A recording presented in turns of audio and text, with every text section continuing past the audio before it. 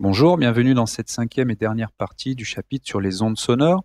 Nous allons parler de l'effet Doppler-Fizeau. Alors, si vous avez vu la vidéo précédente, vous savez que l'effet Doppler s'applique aux ondes sonores lorsqu'il y a un déplacement entre un émetteur et un récepteur. Mais finalement, on a parlé de l'effet Doppler pour les ondes sonores, mais il n'y a rien qui limite cet effet à la nature de l'onde.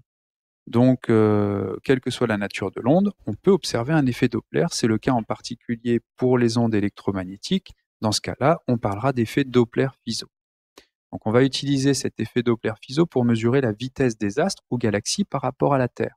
Donc, la Terre va jouer le rôle de récepteur des ondes électromagnétiques et les astres, étoiles ou galaxies, sont des émetteurs d'ondes électromagnétiques.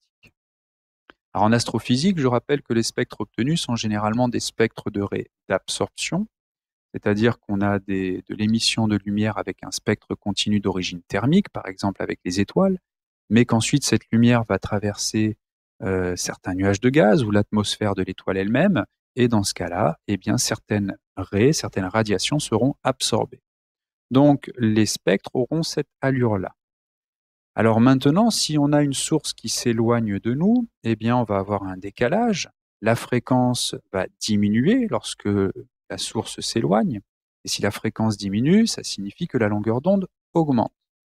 Donc, si on regarde un spectre d'ondes électromagnétiques, pour lesquels généralement on a la longueur d'onde en abscisse, eh bien, s'il y a des radiations absorbées par des gaz, dans ce cas-là, on va observer un décalage de ces radiations, de ces réabsorbées, vers des longueurs d'onde plus grandes. On parle de décalage vers le rouge.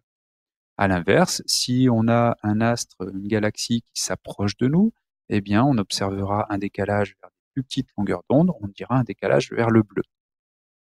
Alors, ce principe-là, un exemple d'application, il est utilisé pour la détection des exoplanètes.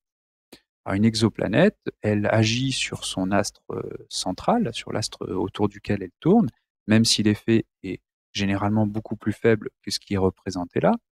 Mais on va observer à certains moments eh bien, l'astre central qui s'approche ou qui s'éloigne de nous.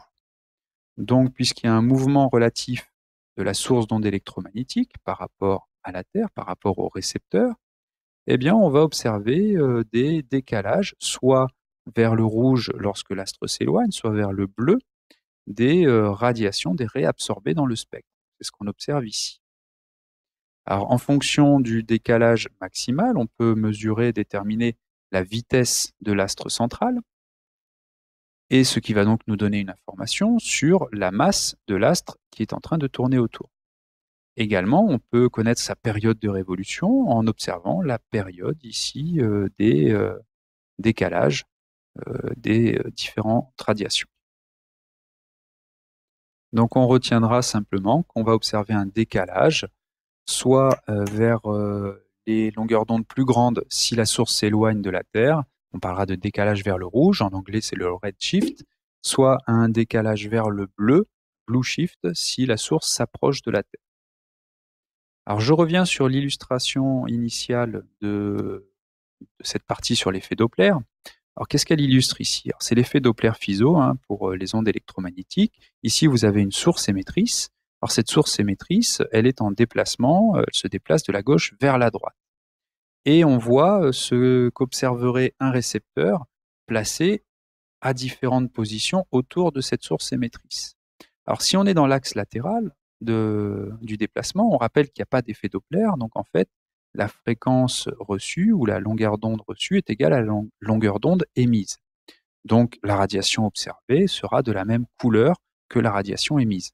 Donc ici, si je me place dans l'axe latéral, j'ai une radiation qui est bleu-verte, qui est cyan a priori ici.